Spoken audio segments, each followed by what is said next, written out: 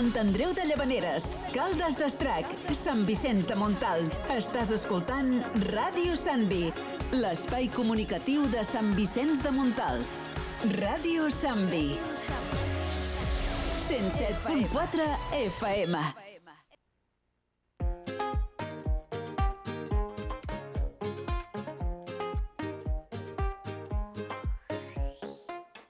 Doncs aquí a Ràdio Sant Vi moltes vegades parlem de futbol, però sempre ho fem amb entrenadors, amb jugadors. Mai ho hem fet com ho farem avui des d'una altra cara, des de la cara dels àrbitres i les àrbitres de futbol. Tenim a l'estudi a la Carla Garcia. Carla, bon dia. Bon dia. La Carla és d'aquí de Sant Vicenç, potser la gent l'ha vist alguna vegada per aquí, pel poble. Ella té 21 anys, és àrbitre de futbol i amb ella parlarem de la funció dels àrbitres i de la seva història dins l'arbitratge, perquè a vegades tinc la sensació, no sé si tu també la tens, Carla, com a àrbitre, que dels àrbits només es parla quan ha anat malament un partit. Quan un equip li ha anat malament, van cap a criticar l'àrbitre. La figura d'àrbitre, en quin moment entra a la teva vida? La figura d'àrbitre a la meva vida va entrar farà uns 5 anys ja. Va ser tot a través d'una lesió i tot va desembocar que jo em volgués apuntar, el meu pare també ho va ser. Jo crec que era una idea que em rondava pel cap i doncs vaig decidir donar aquest pas. Una lesió mentre jugaves a futbol? No, jo feia patinatge. Ah, tu feies patinatge? Jo feia patinatge i vaig estar 9 anys patinant i al final, clar, tants anys, vaig acabar amb els genolls bastant malament fins que vaig caure en una lesió bastant important i a partir d'aquí vaig tenir que deixar el patinatge i vaig decidir fer-me àrbitre. Clar, perquè pensem que un àrbitre, tot i que no té la mateixa exigència física que un jugador, també corre amunt i avall. Pots aguantar-ho bé? Sí, home, a veure, durant tota la setmana sempre estem entrenant, tenim els nostres entrenos, jo també tinc una nutricionista que em porta a mi, em porta tota l'alimentació, tot el tema dels entrenos i estic ben controlada per jo poder aguantar tots els partits. Vaja, que aquesta lesió no serà cap problema, la teva carrera? No, està controlada. Perfecte. No sé si vas començar a ser àrbitre només per provar, t'agradaria dedicar-te professionalment, això pensaves abans, o era una miqueta un hobby i mai haguessis imaginat que t'hi podries començar a dedicar? A veure, jo en un principi em vaig apuntar, no sé per què, o sigui, era una cosa que tenia al cap que mai hagués imaginat i vaig dir que, papa, de veritat, que em vull apuntar ja, em vaig anar a apuntar, el primer any no m'ho creia, o sigui, jo no sabia què estava fent i al final ha resultat ser una cosa imprescindible a la meva vida.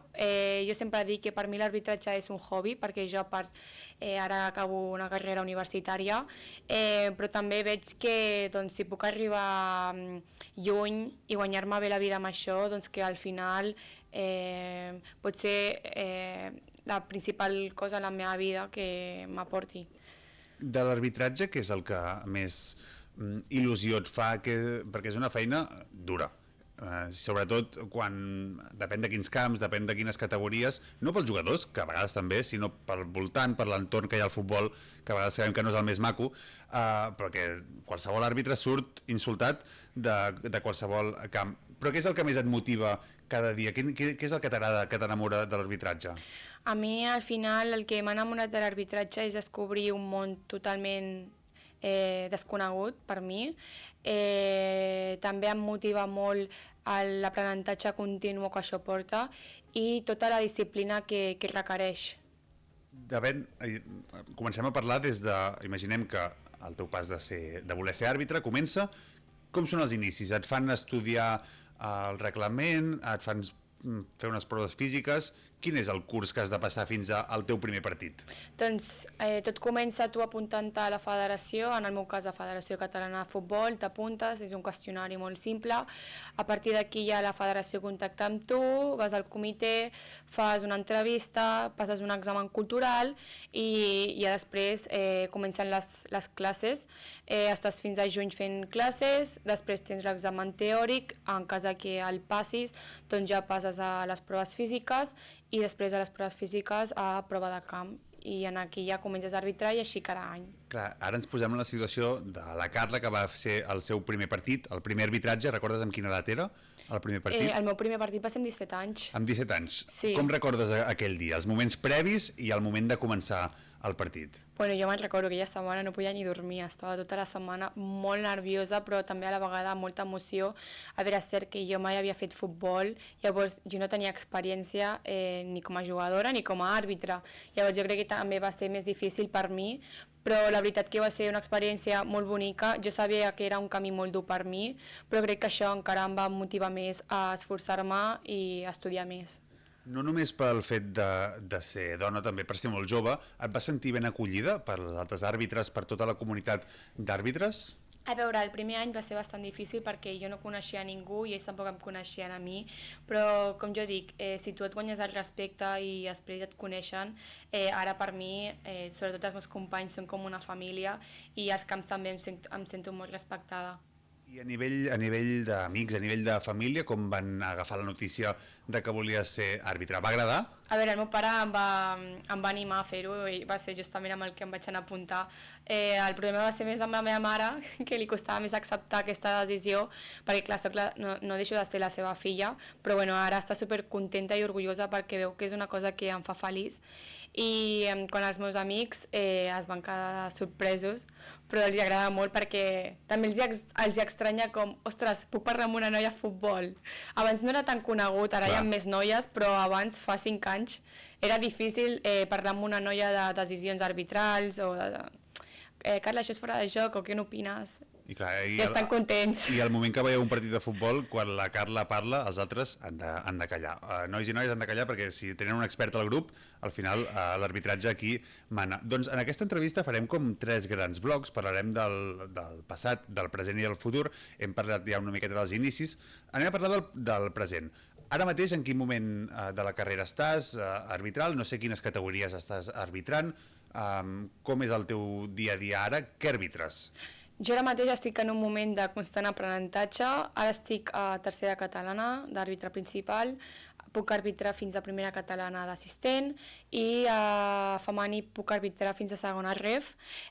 Pot ser que d'aquí un mes tot canvi perquè tinc proves físiques i bueno, ara veurem si puc pujar de categories. Sempre que veiem un partit de futbol, a part de l'àrbit principal, té els seus assistents, què determina qui serà principal o assistent? Tenen, en teoria, és la mateixa ensenyança que han rebut? Tenen el mateix nivell? O va una mica per jerarquies, per nivells? Com es determina? O sigui, jo, per exemple, clar, quan tu ets central de certa categoria, doncs tu d'assistent pots arribar fins a... Jo, com soc àrbitre de tercera catalana, puc arbitrar fins a primera catalana d'assistent. Però després també hi ha una decisió que potser la prenc, que és fer-me assistent específica. Llavors, aquí podria pitar de principal tot el que és futbol base, que és fins a quarta catalana. Després ja tots els altres partits de categoria alta serien d'assistent. I aquí sí que vas fent proves, però tu vas pujant d'assistent. En canvi, quan vas pujant de central, per exemple, si jo soc de segona catalana, llavors assistent puc anar fins a Lliga Elit i vas pujant així. I ara mateix, fins a on has arribat ara, quins són els partits o categories que més gaudeixes d'arbitrar? Clar, a mi les categories que més m'agraden són les més altes. O sigui, a mi els partits així més emotius, amb més intensitat, més pressió, són els que més em motiven. I clar, un àrbitre, quan hi ha un partit important, per exemple, ara estem a final de temporada, s'estan acabant els partits, s'estan decidint les lligues i classificacions, suposo que un àrbitre sap quan va un partit, ostres, aquests dos es juguen això i això. Notes pressió?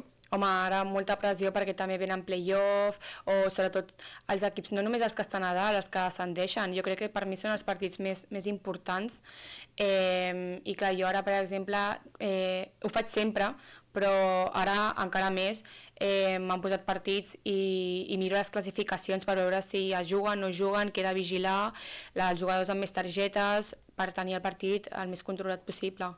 Hi ha àrbitres, quan veiem sobretot categories professionals, veiem àrbitres masculins i femenins, cadascú té la seva forma de ser. Tots coneixem àrbitres que són més permissius, menys permissius. Com ets tu dins el terreny de joc? Com et portes amb la fluidesa del joc i amb entrenadors i jugadors? A veure, a mi la gent que em coneix sap que jo en el camp soc molt... M'agrada molt la broma. Intento que el joc sigui sempre... O sigui, anem a disfrutar. Sé que és un joc, però m'agrada que ells disfrutin. Jo al final no vull ser algú que que faci que es passin malament els partits, però sí que és cert que hi ha uns límits que es coneixen que si el passen s'ha acabat la broma. I el teu dia a dia, ens comentaves que t'has de cuidar diàriament, perquè mantenir l'exigència física de tants partits costa. També hi ha unes revisions, no sé si anuals o cada quan els àrbitres han d'anar passant proves perquè sempre estiguin en forma. Com es controla això? Sí, nosaltres cada any tenim unes certes proves. Jo tinc més perquè sóc noia, llavors, per exemple, del masculí aquest any n'he fet 2, pot ser que tingui 2 més, i del femení n'he fet 1, i pot ser que també tingui 3 més. Llavors, cada any anem fent proves tant físiques com teòriques, també poden haver-hi d'anglès i psicotècniques, i llavors això ho fem per anar pujant de categories i per veure que nosaltres ens estem preparant. Dins de l'arbitratge, ara fa uns anys que tenim el bar, el famós bar, a les categories altes. Encara no ha arribat, tot i que no sé si arribarà algun dia, a les categories inferiors. La primera pregunta, abans de parlar del tema, és a favor o en contra del videoarbitratge? En contra. En contra, per què?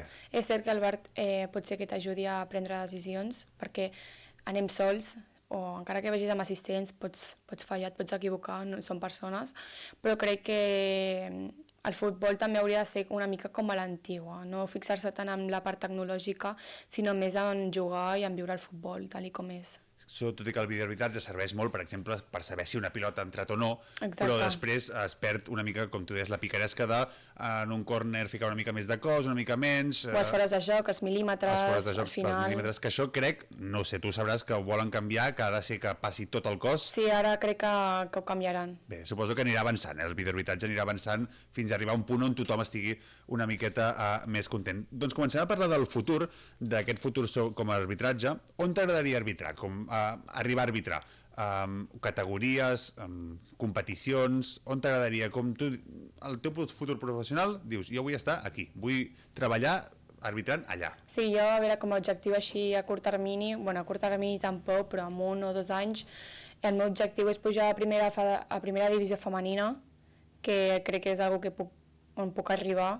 Al final és més fàcil que el masculí i ja com a somni doncs, arribar a primera masculina. Intentaré fer el possible, a veure també dintre de les meves possibilitats amb la meva carrera universitària i tot, però s'intentarà. Veiem cada cop més, sobretot assistents femenines, que arbitren partits de primera divisió masculina. T'agradaria també arbitrar aquests partits o prefereixes només arbitrar femenins? O si un dia arriben en què dones àrbitres també són àrbitre principal dins d'un camp de futbol professional masculí, t'agradaria ser-hi? A mi m'agradaria ser assistent a primera divisió masculina. Per la pressió o per...? Perquè m'agrada molt ser assistent. Jo des que vaig fer el meu primer partit d'assistent amb 17 anys vaig dir vull ser assistent, però em van dir prova a pujar a futbol 11, jo encara estava a futbol 7, prova a pujar a futbol 11, prova també de portar assistents, i és cert que m'agrada, però sé que a mi la banda, és que ho disfruto molt. Per què costa tant trobar àrbitres femenines? Perquè el futbol femení ha crescut molt en els últims anys i cada cop, inclús tots els pobles tenen de cada secció la seva part femenina, que això ho celebrem i que hi ha moltes més noies, però l'arbitratge també creus que ha crescut tant o costa bastant que s'animin i que facin el pas? Jo crec que costa encara més, però s'està millorant. Jo, quan em vaig apuntar érem 6, després em vaig quedar sola, i ara, l'any passat es van apuntar 3 i aquest any crec que s'han apuntat 6, encara que encara són poques, crec que s'està millorant i està pujant el número de noies àrbitres.